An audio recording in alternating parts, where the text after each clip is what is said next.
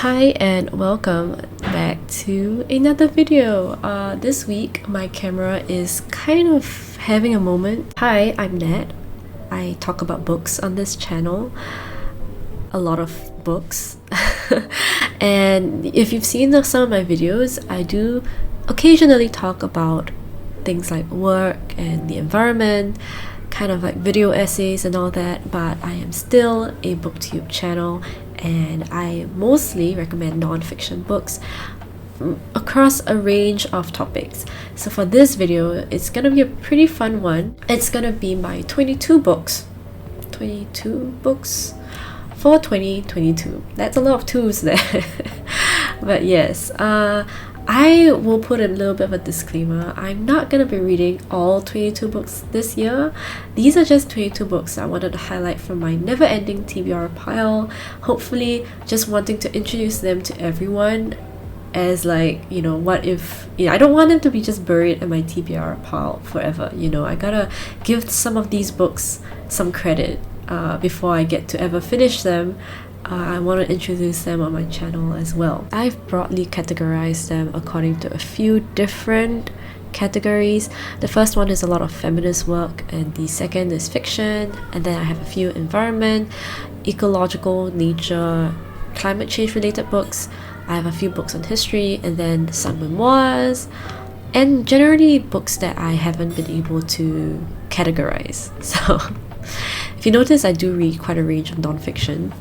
The first book I want to talk about is Unwell Woman by Elinor Cleghorn. This is a book that a friend recommended to me. It's a book about how medicine and healthcare has been a lot more prejudiced against women, which is a common theme that I've seen in many different books or many different authors, but I've never read the book before, so this would be a very interesting book to read. The second book I want to talk about is The Flaming Womb, Repositioning Women in Early Modern Southeast Asia by Barbara Watson Andaya. So this is a really obscure book, and it's always been a struggle of mine to be able to find books on Southeast Asia that aren't obscure academia. The books that tend to be written about Southeast Asia are often written from a very academic, historical point of view, or maybe even from an economic point of view, which is very frustrating when I just want to know more about the region and its culture. It doesn't really help that English is also the primary kind of reporting and publishing voice language. Whereas in Southeast Asia there's so many different languages in which many original publications could be published in. So this is a book I really hope to be able to read, precisely because talking about the role of women in Southeast Asia, I think it's something that I haven't really read anything about, even though I have lived the experience. I would love to actually read more about it and to delve deeper into it as an intellectual topic at hand as well. Third book I want to talk about is Revolting Prostitutes, The Fight for Sex Workers' Rights by Molly Smith and Juno Mack. This book I find to be extremely relevant because in Singapore recently there was someone that was reported for having an OnlyFans account and sending explicit images to the people who subscribe to his entire account. And that kind of reminded me of how, limited a lot of sex workers' rights are in a lot of countries, especially where I'm living right now in Singapore. This book is a pretty well-known book, I think. I've seen it quite a lot on different people's recommendations, so I'm looking forward to reading it. I do think it's more of a social justice kind of perspective, and I've never really read anything specifically about sex workers' rights, even though definitely it has always been a theme in a lot of feminist work. But this would be probably my first book really reading entirely about the role of the worker, kind of workers' rights in relation to sex work specifically. So that's really exciting. The next book I want to talk about is Caliban and the Witch, Women, the Body and Primitive Accumulation by Silvia Federici. Basically, it's charting the specific historical moments where feudalism has kind of transitioned into capitalism and how that relates to the subjugation of women in the kind of European society. So it is European society based, but it would be really interesting to trace the theory of how the subjugation of women has kind of followed alongside the evolution of capitalism, and how, you know, generally the evolution of capitalism is premised upon the subjugation of many marginal identities, and in this case it would be the role of the women. So that is really interesting. I think it would be very theoretically heavy. I do think it's kind of like a university level sort of reading, but that would be really exciting to read nonetheless. You know, we love a bit of that historical intellectual thing. Yes. The last book I have in the feminist category is The Problem with Work, Feminism, Marxism, Antiwork Politics and Postwork Imaginaries by Kathi Weeks. This is a book I've seen being recommended by a lot of anti-work people on the internet, and I think for great reason, because generally the discussion around anti-work tends to be pretty general. It doesn't really have a lot of nuance when it comes to gender, race, class, etc. And I do think it's really important to think about work in its gendered way. I mean, I've always really believed that work has always been seen unequal according to gendered and racial lines, and I would definitely want to follow up on this book in terms of expanding my understanding of work and the structures of work in society today. So I think this would be a really important contribution to that. By the way, do you like my sweater? This is my beloved alma mater. If you know, you know. The next category will be a much more fun one. This is fiction. So the first book I have here is by a local author who also happens to be a creative writing professor at this school over here. It's Erotic Stories for Punjabi Widows by Balli Jaswal. And I've always wanted to read her works, but I've never really gotten around to reading them.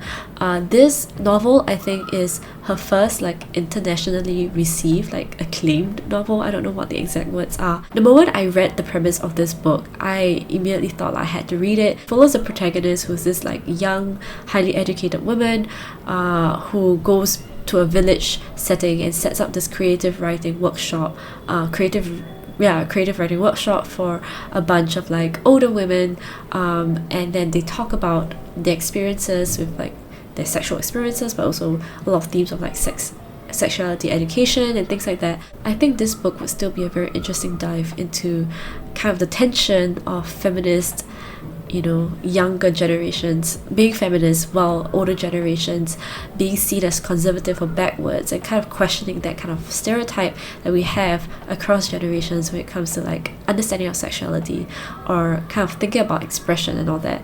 So that would be a really fun and entertaining read. I think I'm excited to read that. Next book I have is a pretty sad book, I think. It's Human X by Han Kang. So I did read Han Kang's book, The Vegetarian, and I suspect that this book will be a heart-wrenching book. A heart-wrenching journey. I don't know whether I'll be ready to read this. I don't know whether you know, but because I am very averse to emotional stuff, I tend to read a lot of nonfiction for my intellectual stimulation, but I often am very afraid of reading emotional stuff, but I'll try and challenge that with this book this year. Now moving on to the category of science, nature, ecology, and also broadly about the climate. The first book I want to talk about is I Contain Multitudes, The Microbes Within Us, and A Grander View of Life by Yong. I think this book would be pretty similar to Entangled Life by Merlin Sheldrake, talking about a book that's a bit more of a deep dive into a specific realm of biology. In this case it'd be microbes, which would be really interesting, because I remember a few years ago there were a lot of papers being published about how incredibly complex the microbe ecosystem is within our bodies. So I am a huge biology nerd actually. And I really enjoy reading about nature, reading about biology. So this would be a very fun read, I think, for me in the year, if you just want to revel in nature's wacky ways, nature's amazing ways. Yeah, I'm looking forward to that. Next is Move, How the New Science of Body Movement Can Set Your Mind Free by Carolyn Williams. This is a book I saw in a lot of bookstores, but I don't see a lot of people reviewing it, and I don't know why. This is a book talking about how movement is correlated very strongly with better sense of well-being as well as sense of self, etc. Very psychological kind of backing, scientific evidence, etc, etc, etc. There's so many books that talk about the health benefits of all this being backed by science, but you know, I feel like on a very intrinsic level, we all know that enjoying your body, enjoying the environment is definitely good for you. But nonetheless, I'll be excited to read this because I am a movement nerd. Yeah. The next book is an intellectual academia book, which is very exciting because we love intellectual books on this channel. Staying with the trouble, making kin in the I can't pronounce that. Chthulucene? Chthulucene by Donna J. Haraway. Let's pretend that I glossed over that word. Yes, I know it's a mythical creature, so it's okay if I botch the name of that mythical creature. It's not real. I am actually 2 chapters in, but because it is pretty dense, I've been flipping in and out of the book the past few months, but I'm pretty determined to read this in its entirety in 2022, and I love this book because I think it provides such relevant thoughts on how it is like to relate to non-human agents in today's world. And I love the way that Donna J. Haraway writes. It's just so refreshing and so imaginative, and it's just so amazing to find academia that's just so like invigorating. I think that's how I feel when I read Haraway's words. She also wrote a book on like the Cyborg Manifesto, which I also really enjoyed, so I am looking forward to finishing this book in 2022. Next book I have here is The Drawdown, the most comprehensive plan ever proposed to reserve global warming, edited by Paul Hawken. The reason why I put this in my 2022 list is because I think we all need some sort of very realistic way of dealing with the climate crisis this year. I think the past year, in 2021, it has been a global wake-up call to understand that the climate crisis is real and that we have to move towards immediate actions in order to try and mitigate the entire climate crisis, and that, you know, it's about coping now, because the fact is we're gonna face a lot of differences, we're gonna face a lot of changes in the weather and the climate. Now it's about mitigating it. So that's why I put this here. It is exactly what the title suggests, the most comprehensive plan ever. So hopefully it will give all of us a pretty solid way of navigating out a little bit of this mess, or navigating through. I hope we make it through. Next book I have on this category is Arts of Living on a Damaged Planet, Ghosts and Monsters of the Anthropocene. It's edited by a whole bunch of people. I'm not gonna say all their names out loud, but it is a bunch of essays talking about the Anthropocene, and I do think it is a range of essays, anthropological but also maybe like philosophical. I've seen some of the reviews. It isn't a well-known book. I think there's only like 10 or 20 reviews of this book in total. I do think the title really caught my eye, Arts of Living on a Damaged Planet. I think that's exactly what we need right now. We need to be able to find creative ways of living on a planet that's already irreversibly damaged. The next category I have here is history. We all love a great history book, right? Say yes. Yes! The first book I have is The Dawn of Everything by David Wengrow and David Graeber. So this is actually the first book that was published after the passing of David Graeber. It is a partnership between archaeology and anthropology, and the whole point of the book is to rewrite history and to rewrite it in a way that gives power back to the people who have been neglected in the course of history. It sounds like a really ambitious book, so I don't know exactly how it will pan out, but I am very much looking forward to reading this book. I know it's selling for like 40 or 50 or even like $60 in the bookstore right now, so I'm just waiting for it to be available in the library. The next book I have is The Hidden History of Burma, Race, Capitalism, and the Crisis of Democracy in the 21st Century by Thanh Myint-U. So this book, it has been on my TBR for quite a while, and I do think it is pretty relevant to read right now, especially with a lot of the uprisings in Myanmar and the whole political situation in that whole region. I've always been trying to read a lot more about Southeast Asia and trying to understand specific histories of each of the countries, and I still think that's my duty as someone who's living in this region to really know that. So I am very excited to read this book. Definitely going to be a very, very relevant read. The next book I have here is Their Plant Eyes, A Personal and Cultural History of Blindness by M. Leona Godin. Last, I think 2020, I read a lot of books about disability, and I read a lot of books about disability justice and all that, but in 2021 I didn't really read a lot of that, unfortunately. When I saw this book in the bookstore, I really wanted to read it because it hasn't really been a thing for me to really consider the specific cultural history of blindness. I love it when people add a bit of a personal touch to the history of something, because then you know that this is a story about people and not just things that are of historical significance. I don't really read memoirs on my channel for good reason. Again, like I mentioned, I'm not very good with emotional things. I don't like it when things make me cry, but let's open up. Let's try to cry a bit more this year, I guess. So the 3 books I have here are pretty interesting. The first one is A History of My Brief Body by Billy Ray Belcourt, and I used to read a lot more of like queer books, LGBTQ books on my channel, and I really want to bring that back this year as well. So this is a book that I really want to read, precisely because it is a memoir, but it also has a little bit of like queer history or like queer theory. So you see, I can't really escape the theory. If you have any recommendations for me, this is the only one that I have right now that's on my priority list, but if you have more that you feel are like a good mix of emotion but also like good thought, let me know down in the comments below, because I really want to find more of those books. The next book on this list is The Ungrateful Refugee by Donna Nayeri. So yes, migration is a big theme that I want to explore in the coming year. This is a memoir, but I guess it's also talking about the tension of migration, also the tension of different racialized identities in so-called, developed economies and things like that. And I do think the tension of migration is going to get even more pertinent in the near future, so this will be a really interesting book for me to read. I haven't really read a lot of books on migration. The next book I have here is a graphic novel. I don't really talk about graphic novels again on this channel, and I want to read more graphic novels because I don't want everything to be too brain heavy on this channel.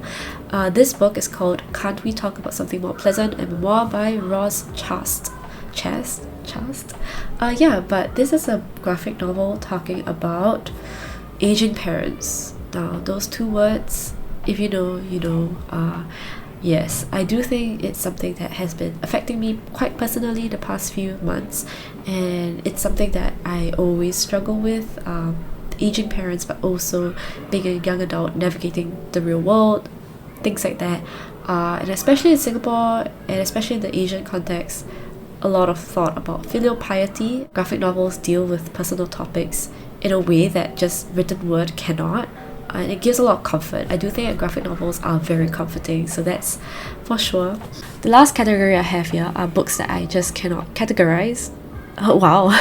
First book I have here is Disfigured, on Fairy Tales, Disability and Making Space by Amanda Ledort. A dissection of fairy tales and narratives and the way that we think about disability in our everyday lives.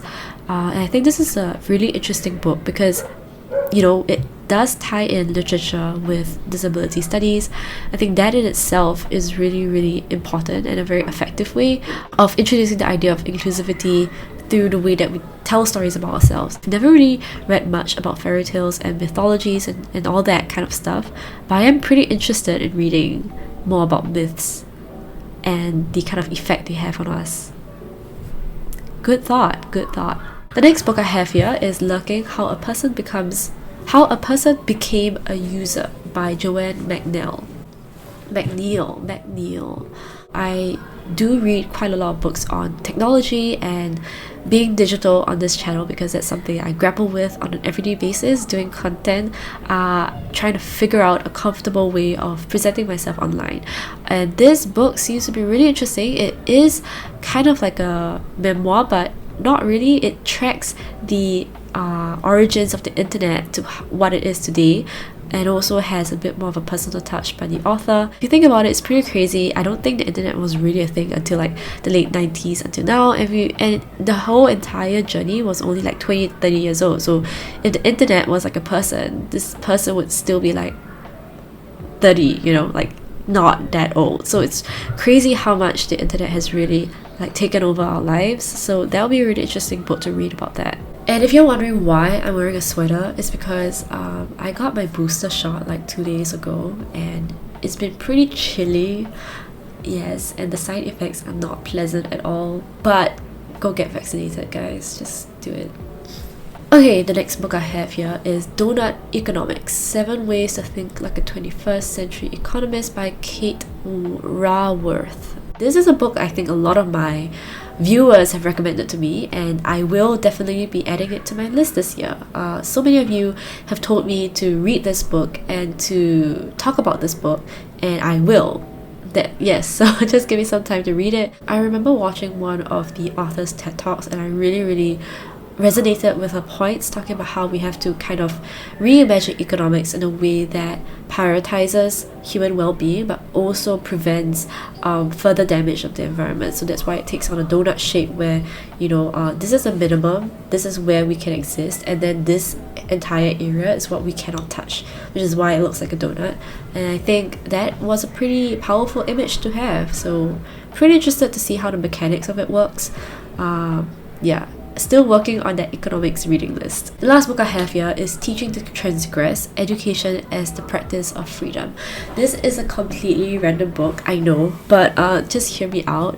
I have been thinking a lot about education, and I guess to some of you I might be considered more of an educator, talking about different books and talking about ideas on the internet. And personally for myself, I've always kind of toyed with the idea of being a teacher, but I am pretty reluctant to pursue it professionally in a formal sense in this country. And Bell Hooks is a writer that I absolutely adore. Really, RIP to her because of her passing earlier this year. Her words are just amazing, and she's really someone that I look up to in terms of how to really merge the idea of practice with the idea of theory and making it accessible to everyone. Talking about how education can be the pathway to a lot of people towards freedom, which is something I really resonate and really relate to, and I want to look up to. So that is my last book in this entire list. That is the end of my entire list of 22 books on my TBR this year. So peace to the world. If I sound a bit delirious, it's just my booster shot. Thank you so much for joining me on this list. If there are any books on this list that sound interesting to you that you want to pick up and add to your TBR this year, let me know. I read a whole range of nonfiction, but every year my theme kind of changes a little bit. Last year I was reading quite a lot of like economics and kind of climate crisis related books, environmental books. The year before that I was reading a lot of like queer books, seeking a lot of comfort in these books. But in the coming year I do kind of want to move back to intersectional feminism as a way of really understanding and dissecting the world. I also want to read a bit more memoirs and find a lot more comfort reads that I think everyone will enjoy as well. So that's my intention with this TBR list. Again, 22 books is a lot. That means that I probably have to finish 2 of these books every month, which I don't think I will because I have tons of other books that I'm still trying to finish for this year. I hope you're having a good day. If you're not, I do hope that you have a good night's rest tonight and that tomorrow will treat you better. I really wish you all the peace and love and happiness in the world. Thank you so much for spending your time with me this time, and so sorry for the really weird filming situation. I don't know, I'm kind of digging this lo-fi vibe, but I'll try to fix my camera soon and we'll get back to the HD quality so you can see all my pimples in like high definition. So yes, thank you so much, and I'll see you in the next video. Thank you. Bye. And don't forget to get vaccinated, guys. I know it sucks for like a few days, but it'll be fine after that.